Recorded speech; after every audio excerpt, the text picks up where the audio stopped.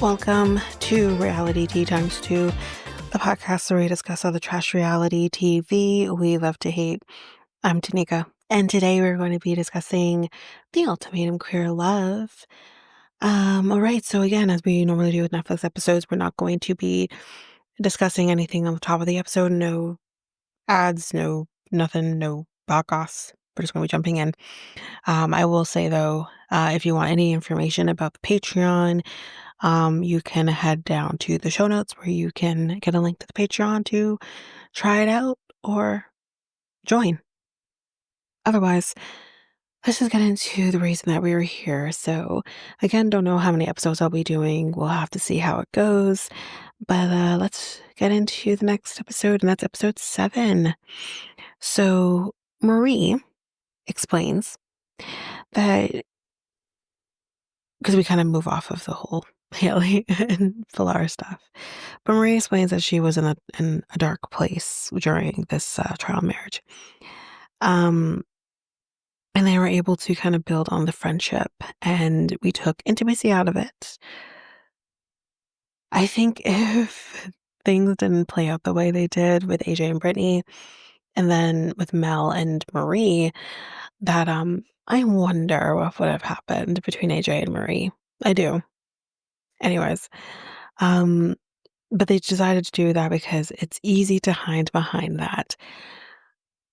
Camera spans over to Mel and Dana. um, but it's harder to face the things that you need to work on, and it's true. It's it's easier to have sex, right, than to deal with the issues at hand. Megan explains that I feel like I can be myself with Haley. I don't want to compare you and Dana, but I feel like I can be myself. You get my jokes, and then the whole time that Megan's kind of explaining her experience with Haley, Dana is giving the what the fuck looks. Isn't it not possible that Megan could connect with someone that's not you? In Dana's world, no. But it's like, again, it's a mix of how dare I not be the main focus and how dare Haley put things in your mind. That's where Dana's coming from. Um, and Megan also says, I feel like I can get my family on board with my life now. I guess after going through this process with Haley, and honestly, I'm not going to do any spoilers here, but just in case you haven't watched all the way to the end yet, um, maybe. That's all I'll say. Maybe. When we move on to Mel and Dana, she's like, can I talk right now? Or sorry, she says, I can't talk right now. I need you to start, is what Dana says. Because, like I said, she's seething. She's, yeah. So Mel kind of starts with whatever she says, but Dana does eventually say, I feel like I can't be myself with Megan. So it's funny. She uses similar terminology that Megan just did when Megan says, I feel like I can be myself with Haley. And then Dana ends up saying, I feel like I can't be myself with Megan. It's interesting that she uses that terminology so similarly to what Megan just said. Megan then says, in the first week, Dana, you didn't even acknowledge me, which is what Mel did with Marie. And Dana says, I wanted you to be on your own. Bitch, no, no. Don't twist this as, oh, I was doing it for you. Just like an abuser will say, oh, I hit you because I love you. Fuck out of that. Like the you can say, I want you to grow your legs and be on your own and figure things out for yourself without my influence or me hanging over you or whatever. But that doesn't stop you from acknowledging her and saying, hi, how you doing? Like, that's totally different situation. I think we can all agree here that the reason Dana and Mel, okay, it wasn't as like it was just Dana. Dana and Mel decided that they were not going to acknowledge their original partners is because they are so entrenched in each other that they don't want to worry about the people who are staring at them in the face while they're acting like they're going to get married in a day. You know what I mean? Has nothing to do with that. But she says a simple hi would have sufficed. Exactly. Is this the blatant disrespect? And then we start getting into, did Dana and Mel have sex? Where are the receipts? And Haley says, let me clarify. So I didn't say that I have receipts, but a feeling. Okay. Okay. Okay. Haley, maybe I'm incorrect. Maybe I'm remembering wrong. But I feel like she didn't use the word receipts, but she used the term, I have proof. Ooh, you did say that. Am I wrong? Because when I heard her say this initially, I'm like, no, wait a minute. You did use similar terminology, that you have some form of proof that they are having sex. So don't backpedal now, honey. Don't do that now. Stick to what you've been saying. But I think she realizes, oh, maybe what I perceive as proof actually isn't proof. You know what I mean? So Dana's heated at this point. She's cutting people off, like she's had it. Both AJ and Brittany are like, Dana, cool it. Because if nothing happened, then there is nothing to worry about. But that's the problem. Something did happen. And there is something to worry about. That's the thing. But then Megan says, here's the thing. Let me explain what I think maybe Haley was trying to say here. Haley and I were in our apartment. And all of a sudden, this was weird. But all of a sudden, Spotify just connects to our TV. Like Dana and Mel's Spotify, or quote unquote, one of their well, I'm going to assume maybe it was Dana's Spotify, connects to their TV. How? How? Because again, I'm thinking, oh, maybe they have like a joint Spotify account. I have a Spotify account that I pay for. That I have the Duo membership, so both me and my boyfriend can have. Um, we have our Spotify, so we can listen to our Spotify. I do not see his Spotify account. He does not. I won't say account profile. I don't see his Spotify profile. He does not see my profile. Now, there was a point in time where he was logged into my profile and he could see the stuff. But that was a long, long time ago. And we don't see each other's things anymore. I don't see his, he doesn't see mine. So that's my thing. Because I also don't connect Spotify to TV. So I don't know if maybe there's like a mechanism or something that can maybe just automatically connect. Maybe, you know, I would think that you're not traveling with TVs. I feel like the show is providing you TVs or whatever, right? For the 6 weeks you're in these apartments. So I just don't think it's like their TV. So here's what I'm thinking. Dana's Spotify account couldn't have just automatically connected to this TV unless Dana has been in that apartment. Doesn't make sense. Unless Megan has her password to her account and to get into Spotify. That is it. There can't be anything else. Or they're potentially using the same profile and is paying for like one person to use it or something. It doesn't make sense. It doesn't make sense. How did this happen?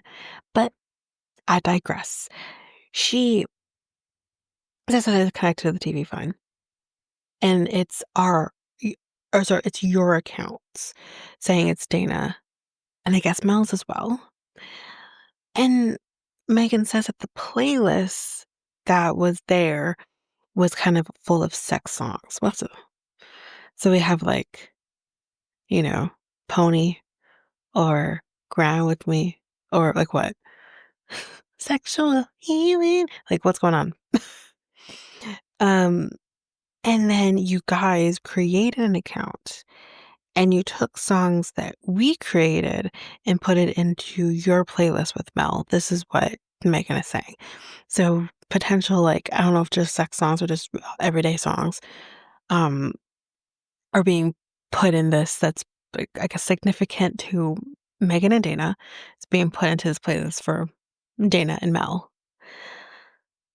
And Megan says, like, I don't appreciate that.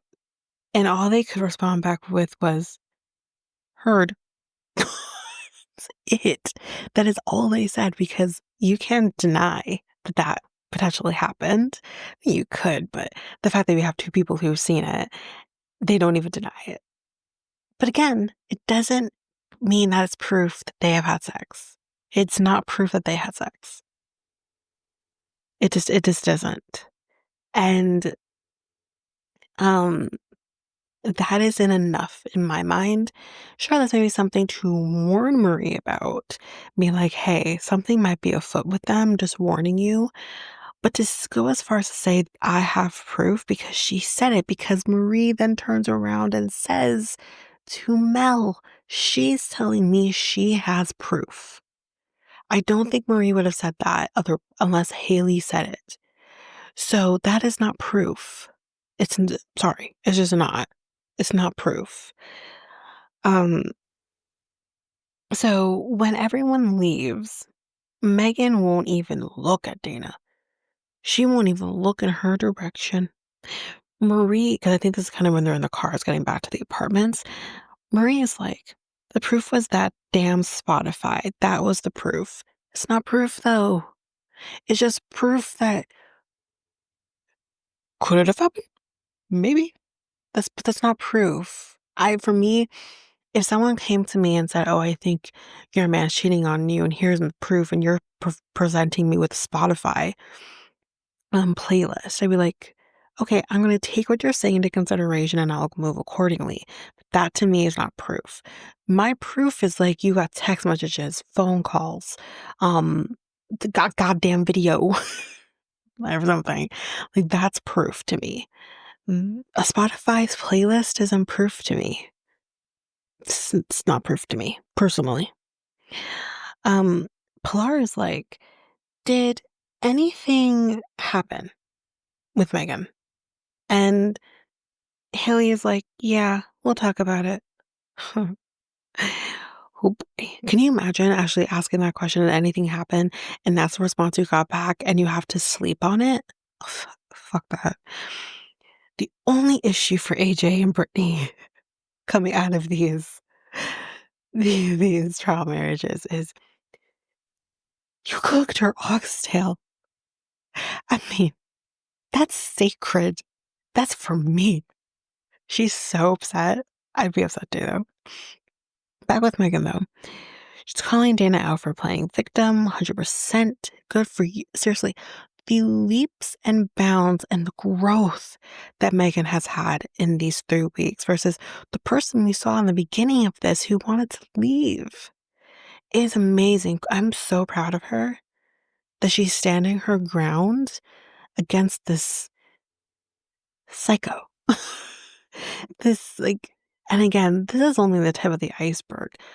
If this is what we're seeing on camera, I can only imagine what Dana's really like. But the other thing too is going to come back and I think bite Megan in the ass is you're saying, "Oh, you're playing victim, you're playing victim." Um, let's not forget that Megan has a couple of things she needs to admit herself.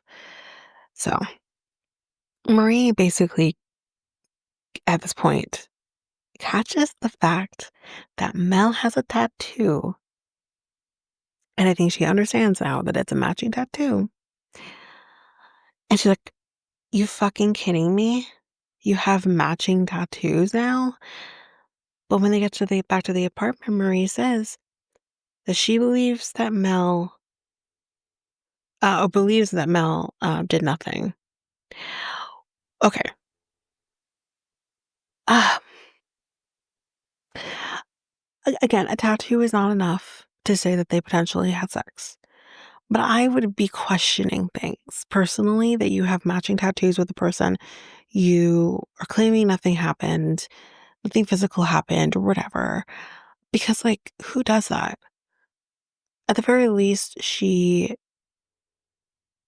took things too far. Like, I just have a lot of questions um that I think I would be asking that Marie, I think either is not asking or well, obviously not asking, but or is choosing to not ask about Dana and their trial marriage.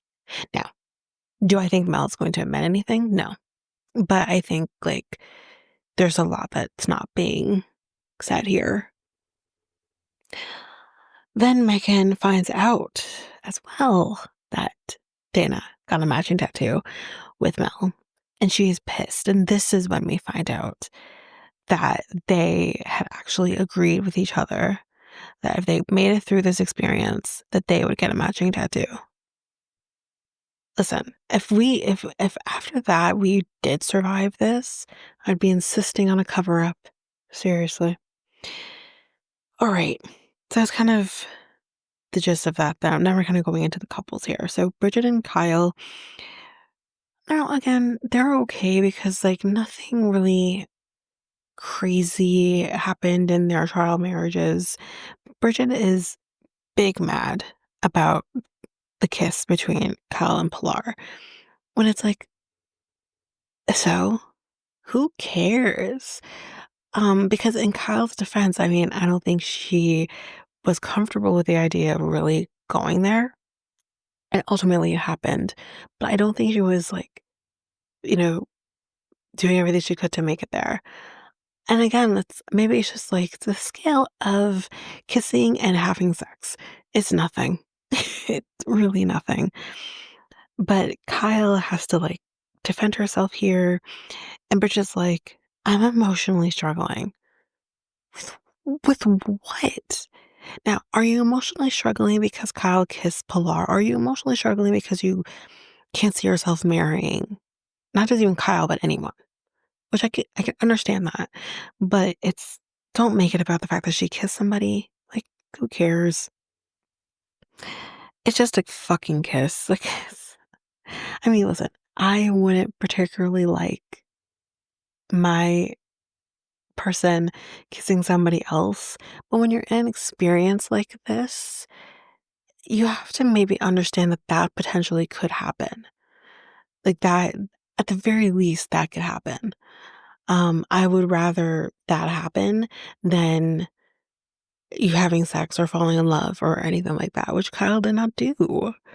At that point, Kyle was sleeping separately from Pilar, so it's so stupid. Anyways, let's move on. Haley and Pilar. Haley is talking about Megan and what she says that we agreed, um, or says agreed that we had an attraction. Haley is telling Pilar. And sweetie Pilar literally says, did you cuddle? I'm like, dang it, their vaginas cuddled. But yes, she says they did cuddle. And Pilar says, night one? Yes, they cuddled night one. Which, again, I would think that's a lot, night one, that you're going to cuddle just right off the bat. But okay. Um, we thought that if you and Dana did not feel what we felt, or did feel what we felt, that you would want to explore all things. So she's slowly trying to get into telling her everything. So we crossed that line because we felt what we felt, and like it would have been a disservice if we didn't go all the way. Again, maybe, listen, I like to have sex. I've had a lot of it, okay, in the time that I've been having it. Um, and yeah, it's fun, great, whatever. You feel the feels and you're gonna go and do it. But I know it's possible to fall in love with somebody or not so much about that, or have feelings for somebody, but not necessarily go all the way if you don't necessarily think it's necessary. Again, under these circumstances, it's very different, and I get that. But you can have those feels and not necessarily go all the way. I'm just saying, I'm just playing devil's advocate here.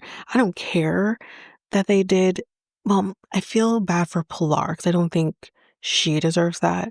But I don't give a shit that Megan did it to Dana because Dana did it to her. So like, I don't care. But it's yeah. Um, so Pilar says, one time, and we find out here, which I don't think we knew in the moment, it was more than one time. So Pilar says, well, how many times? And Haley's response to this, which I don't know what I would have responded back to, but I can understand her response. But at the same time, it's like, don't answer my question with a question. I asked what I asked. You know what I mean? But she says, does that help the conversation? Bitch, answer the fucking question. That's what I would say. um, so she then asks, Pilar asks, do you have an emotional connection to um to um uh to shoot Megan? Silence. Silence. Nothing. Which sound speaks volumes, right? And um Pilar says, well, what does that mean? Like, do you love her? Silence. I kill you. Seriously. I'm literally killing you with the silence right now because my silence is basically my answer. And Pilar just loses it, naturally loses it. And it's like, Haley goes over to comfort her. It's like, the last thing I want you to do is touch me because you're the reason I'm upset. So you can't make me feel better in this moment. You need to get away from me. You know what I mean? Um, and Pilar says is as much. She says, don't touch me.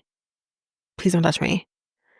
And then Pilar, oh God. And again, it's such a natural thing to do, but Pilar starts blaming herself. What did I do to cause you to go off and do this experience? Then go off and get involved with another person and sleep with another person. What did I do? Because of everything that I come in with, my baggage, my issues, I'm the reason you did it. And listen, do I think that both parties have some form of responsibility that maybe they need to look at, reflect on, what? Yes, question mark. But that doesn't mean you have the right to go and take yourself and give it to somebody else in that way. What you should be doing is coming and having a conversation with me about the issues you have, and we can work on it. That's what should be happening. And yes, they ultimately decided to come onto this show and do this experience. This is one way they're trying to fix it, I guess. Not what I would do, but hey. Um, so that's one thing that they're doing, sure. But don't then blame yourself. No, don't blame yourself solely as the reason why. Because what I think Pilar really needed, um, that I think she does get to some, to some extent in this process. But what I think they needed more so than the ultimatum was Pilar, especially, and then maybe Haley could have been joined in there, couples therapy of some sort. Is Pilar needed therapy? Pilar needed help to work through her issues with her family not accepting who she is. That's what Pilar needed. Not coming on this show and having Haley go sleep with somebody else and fall in love with someone else in 3 weeks. That's what Paula did not need. um, she goes on to say, like, what if I did propose? My worst fear was you falling in love with someone else, and that is exactly what happened. And I really feel for her. I do. I do. All right. AJ and Brittany. So AJ explains with Marie she liked that she was home. Bitch, don't you think Brittany would like to be home too? Don't you think we would all love to be home and not have to go to work, make the money, pay the fucking bills? Is she Peter Pan? Like, going to Neverland, the Lost Boys, and like, I hear she's saying that maybe she needs to have this more work-life balance, but it's just she didn't say that though, because I could be like, okay, okay. She said, I like that she's home, catering to me.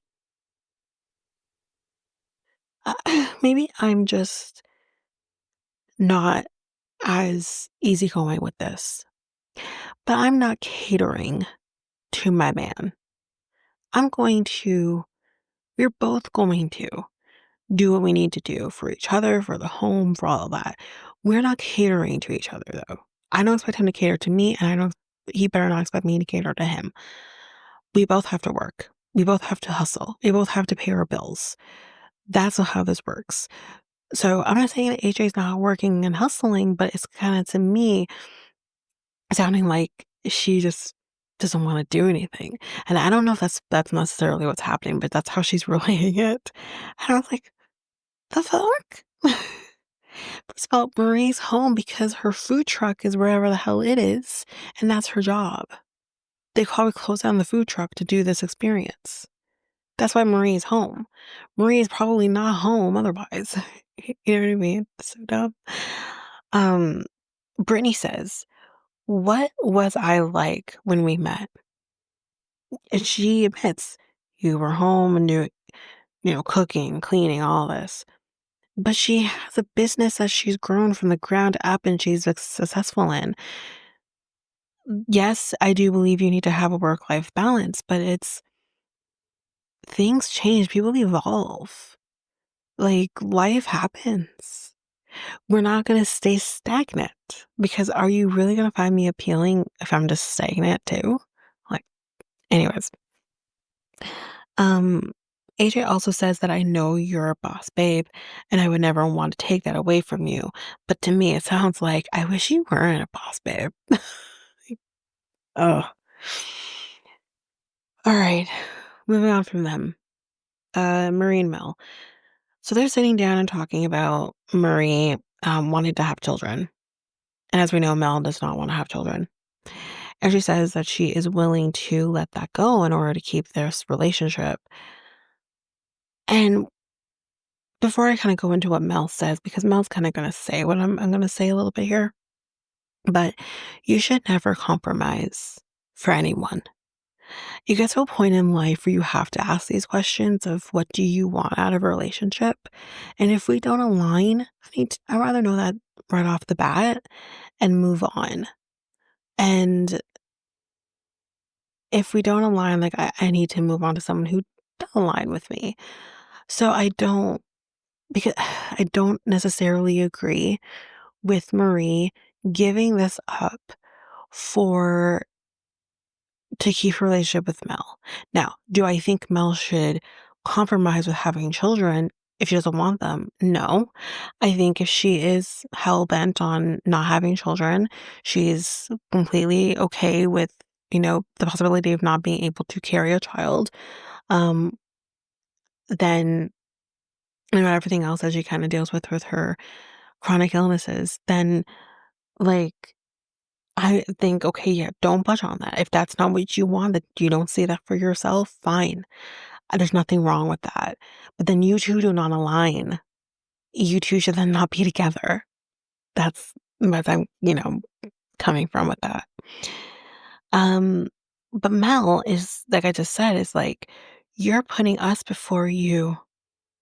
And if Mel Mel, who I think is not a very she's not the worst person, that's Dana, but she is not a great person, can even sit here and be like, "What are you doing?" Like, that's also really telling too. It's really telling when someone can say, "Why would you do that?" It's telling. That's I hear what she's saying. If I was Marie, hear what she is saying to you. So she goes on to say, "You want this, but you're willing to give that up." And they kind of go for a walk, continuing the conversation. And she says, "If I feel like one day down the road, I still really want a kid, then we can talk about that in the future." But what difference is that gonna make? You only have so long before you can't have that anymore. Whether you're well, you can always choose to do a surrogate or adopt, but I think even adoption, they'll cut you off at a certain point because you're too old. So it's there's that part of why would you wait that long for something you clearly want to have, but she doesn't, and this is gonna negate you and negate you and negate you, but the conversation isn't gonna change. Mel is still going to say, "No, I don't want this." Because her reasons for not wanting to have kids, which she hasn't told Marie, I think she does eventually tell her in this moment or maybe later. But Marie, for Mel, sorry, it's not going to change. Those reasons aren't going to change, which most likely her decision making on this fact is not going to change. So, why would you? Because then you're going to harbor resentment. Why would you agree to do that to yourself and to Mel? Why would you? Like, why? If you really want kids, she really doesn't, then you guys have to have a different conversation. Um, so yes, Marie, Mel, not Mel, sorry. Yeah, Mel says that Marie being a little more amenable is making it easier for her to want to have marriage and maybe a family in the future. And maybe she does want to have a family. Maybe she does want to have marriage. Maybe Dana was right when she told her, "Oh, I think you're scared." But and again, that's a process that Mel has to go through. And maybe in the future, she really will want those things. And I don't say that, I'm not saying she doesn't. A person can change their minds on whether they want to have kids and they didn't want to have kids, or they could change their mind on the timeline of when they want to have kids. Like that all can happen. But I don't know if I would want to gamble my future on maybe I want to have these things. Maybe I can see that for the future. I don't know if I could gamble on it. Um, but there's also the other part for Mel and Marie where their lives are so intertwined with the business. They live together, all of these things. Um, so she probably already feels stuck and feels like she has to settle on this and hopes in the future that Mel can get there. Anyways, that's it for them. Let's move on to Ashley and Marita. So they're talking about Ashley showing up more, being more romantic. And Ashley's like, "I do show up." And I'm sure she does. Maybe this is not what Marita wants, but I'm sure she does to some capacity. But apparently, Marita bought Ashley flowers, which I'm like, okay, girl. So she can also show affection to other people. Okay, cool. Kidding. And Ashley isn't really all about that, though. So this break this down here, just in case this doesn't make sense. Marita bought flowers for Ashley, but Ashley isn't a flower girly. She's like, fuck with that shit. She doesn't want that. And Maria's like, don't you think I want flowers? So wait. Marita, did you just get her flowers on the hopes that she would get you flowers? In the words of Miley Cyrus, I can buy myself flowers. I can write my name in the sand. I can take myself dancing. You know, I can hold my own hand. You don't need someone to do these things for you. Whether, and again, like that song isn't just about single ladies being self sufficient and loving themselves. You can also do that while in a relationship. You know what I mean? Like it's, ugh. Anyways, um, Ashley says, I didn't have to think about this with Bridget because she appreciated her being there. So they're kind of seeing that like there are people out there that are just content with whatever you give, and it's not settling. It's just I don't have like these huge expectations. You do what you do, and I'm gonna love it anyways. I'm like a Bridget. I am not a Marita, nor could I be with a Marita. I would lose my mind. Um, Marina's like, Brittany would show up in the way that I needed. She made me oxtail, and like that's all I needed.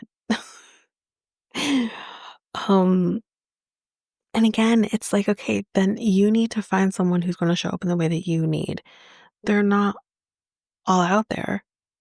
There's not many, I think, really out there who's willing to do those things or has the capacity to do those things. But it's out there and you can find it. It's just not Ashley. Um, Ashley is like, okay, but I take you out on a date, on dates. You act like I am a shit girlfriend, which again, I'm sure they do have these dates, but for whatever reason, it's funny.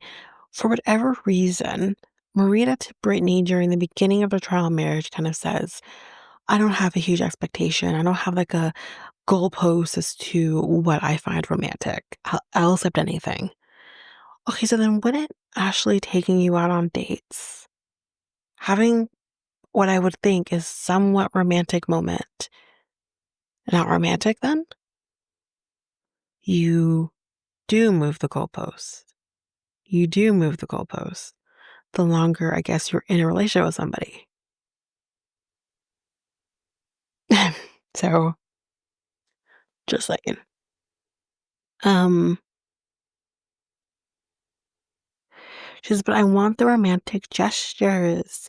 And Ashley is like, this isn't working. We are not aligning. And Marita is like, I disagree. I just need more romance. Then you're not fucking aligning. How did Ashley be in this relationship with her for 4 years? You're not fucking aligning. That is what Ashley just said. You can't then turn around and be like, but I disagree. We just need more romance. Okay.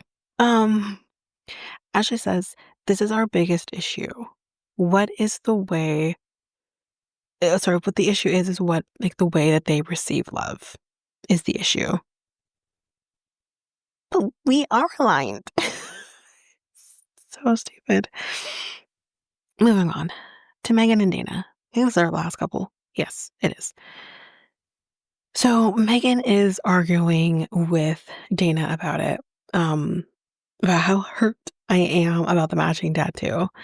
And this is what we discussed getting together. You crossed the line, Megan says. So she's like, do you want to talk about the 3 weeks? Sure. So Megan, in this moment, after she literally just said, I'm hurt about the tattoo, which she has every right to be, literally says, so me and Haley hooked up. Which again, Dana has every right to be upset about as well. And she's like, it wasn't just a sexual connection though. Like I actually have feelings for her. Like I'm in love with her. Let's hold on to this, okay? As of episode 7, towards the end of episode 7, okay? Or I think it was towards the end of episode 7, she literally says to her, I have feelings for her. I'm in love with her. Okay? Just remember that. Dana is like, did you tell her that? And Megan says yes. Did she say it back? She says yes. And Dana's like, I can't believe this right now. Dana gets out of bed and she ends up calling her mom and says, please get on a flight and get down here. I have no one here. I just lost my person. So you expect that your mama is supposed to just fuck with her life, hop on a plane, and what? You're a big girl, okay? Deal with your shit by yourself. Mom, I need you. Like, I just lost my person. Like, listen, like, what do you want her to do? Like, anyways, the other thing Dana says is, you made me out to be the bad guy, which, if the shoe fits, but that's true. When you did the thing you thought I would do, but hold on. Am I crazy? Because you did. You both did. You both crossed the line. Not just Megan, not just you. You both did. Anyways, that's where we end the episode. That's where I end my episode because we talked about this for 40 minutes. So, yes, the next episode will be episode 8 and whatever else may follow. But yeah, that is it, guys. That is it for this episode. So, if you like what you heard, please rate, review the podcast on either Apple Podcasts or Spotify. Also, don't forget that you can also share us with everyone in your life if you really love this. And I do want to read those reviews. I'm definitely getting 5-star ratings, but I want to read those reviews. So send me those reviews and I'll read those 4 and 5-star reviews on the podcast. Also, we're on every one of your favorite podcast apps. Every one of them, including you can find us on YouTube at Reality Tea Times 2. If you want to connect with us, you can do so by going to either Facebook or Instagram at Reality Tea Times 2. You can also find us on Twitter, TikTok, Reddit at Reality Tea Times 2 Pod. We also have our email, which is at realityteatimes2 at hotmail.com. Definitely want to hear from you guys. And we also have our new website where you can listen to all of these episodes. You can review the podcast on there as well. You can connect with me in any way, all the stuff. It's all there, and you can find me there at www.realityteatimes2, all spelled out, .podpage.io. It's there. And don't forget, I also have my other podcast with my friend Mikkel, Next Take Podcast, where we talk about all kinds of different topics. But you can find us on any of your favorite podcast apps over there as well. Or you can also go to YouTube and you go to Next Take Podcast, as well as our website, which is solo.to/Next Take Podcast. So yeah, there's that, and that's basically that. And again, don't forget, if all of this information is overwhelming, we do have all of the links, everything in our show notes. But that is it for now, guys. Thanks. Bye.